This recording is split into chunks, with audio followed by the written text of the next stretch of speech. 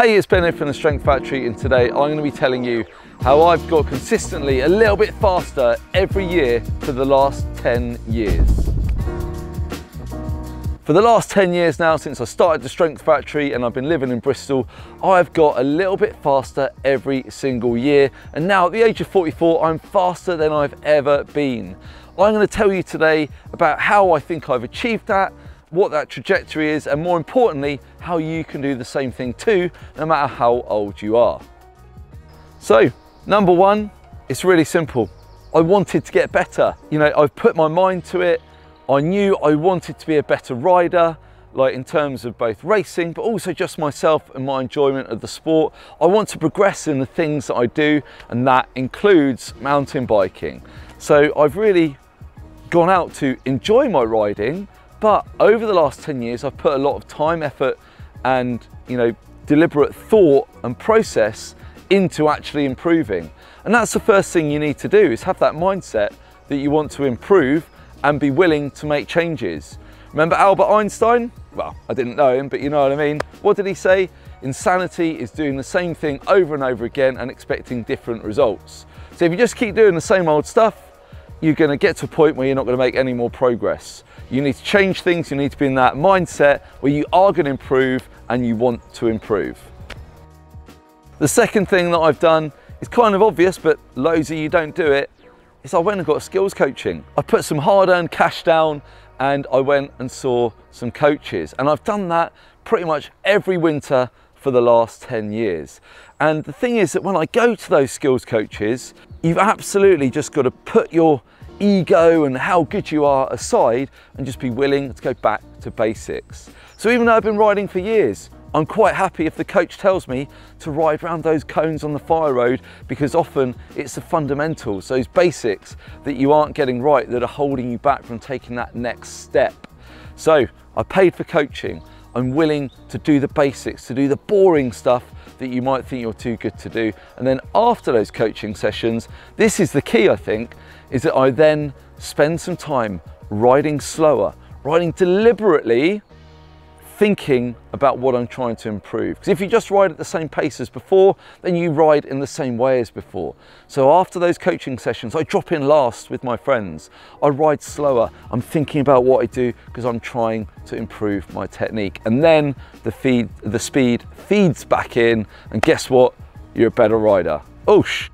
Number three is that I've been lucky enough to be able to ride with a lot of guys and girls who are faster than me. And that continues to this day. Quite simply, you just get pulled along a bit. Sometimes your limits get pushed a bit, and you can see what they're doing, and you can kind of see and understand what's possible. One of the things that I think is really useful to do when you ride with faster riders is actually to be curious. And you know, don't feel you're going to look stupid or anything, but I'll quite often ask people how they do bits.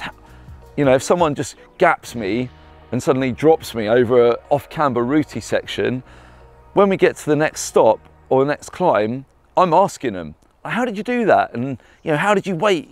Was that through your feet? Like, what did you do? I'm curious about how to ride my bike better. I'm curious about how to ride it faster. And I'm very lucky that I can ride with faster riders, and sometimes they know how to do it and sometimes they don't.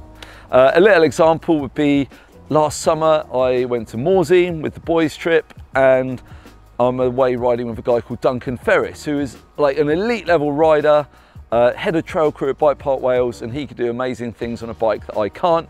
And in day one, we're riding like some big fast berms up there in the mountains, and I'm not braking, and yet every corner he's just putting half a bike length into me, half a bike length, and I'm not braking. I'm like, how are you doing this? And he's like breaking it down, and then you look, and then I watch and I understand. And then, you know what? By halfway through the week, I've made a load of progress, and I'm that little bit closer, and I understand more how to ride my bike better and faster. How did he do it? Just like, broop, broop, like that. This is a tree I lent on to do my first ever viral video that got on Pink Bike, all about body position. So if you want to see that tree and me talk about body position, click the link. Tip 4 may not come as a big surprise to my loyal subscribers. On that note, if you haven't done it yet, do us both a favour, hit subscribe please. but it's consistency. For the last 10 years, I've consistently done a lot of mountain biking and other riding, you know, e-biking, like road bike, staying fit, going to the gym and all that good stuff.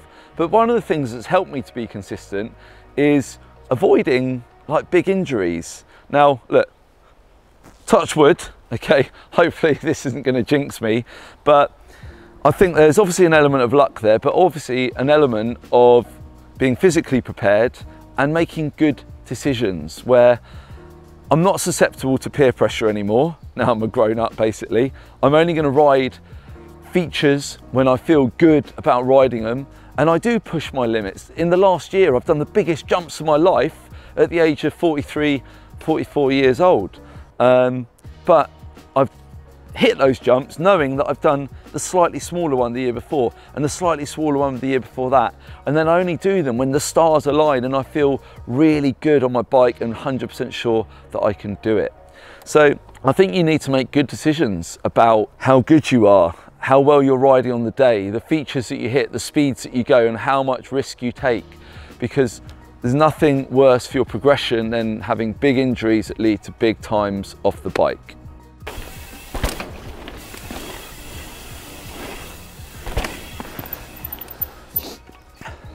Again, this will be no surprise, but staying fit and strong and active has been a massive part of keeping me riding and progressing so consistently over the last 10 years. Now, in that time, the way I've trained has changed and evolved, partly as I've developed as a coach and learnt more, but partly due to my experiences as going through my early to late 30s, 40 years old, and now here I am in my mid 40s.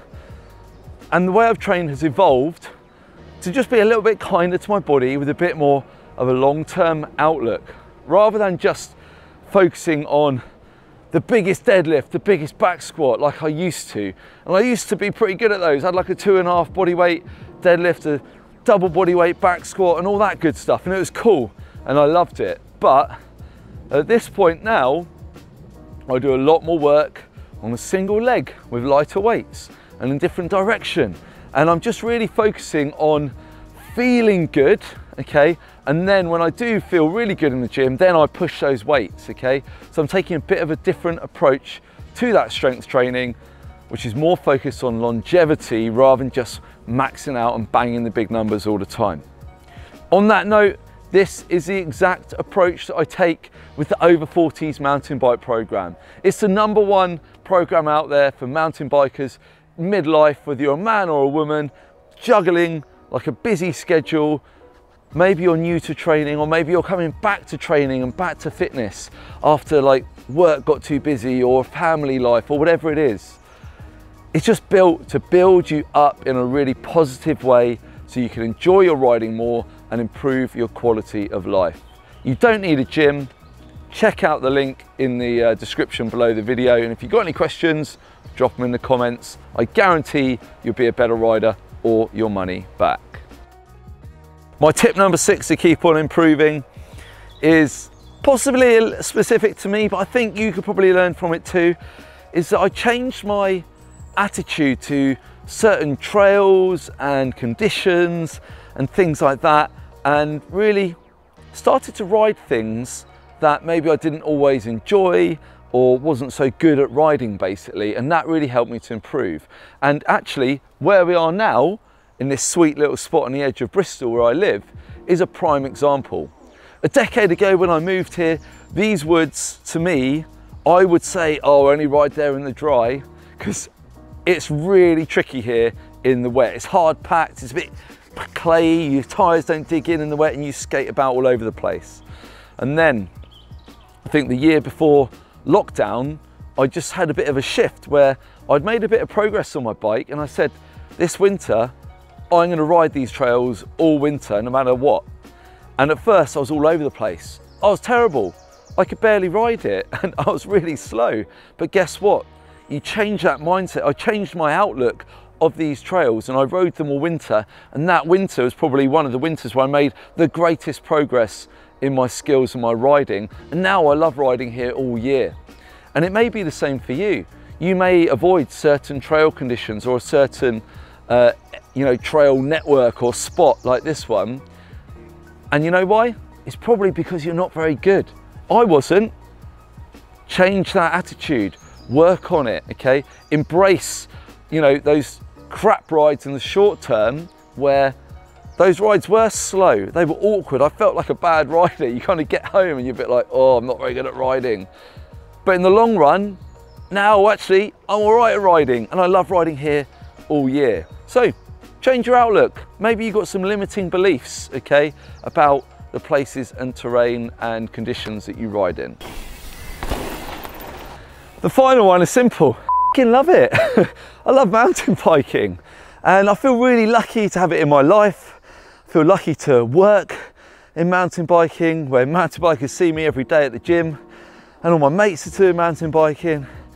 I live in a city where I can access loads of it, and that wasn't by accident either. I did that on purpose. I just love riding my bike on my own with my mates, racing when it's chilled, when it's intense, when it's big, when it's easy.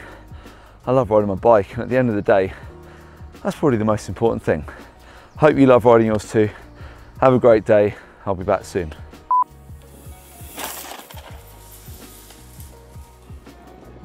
What was I saying about making good decisions?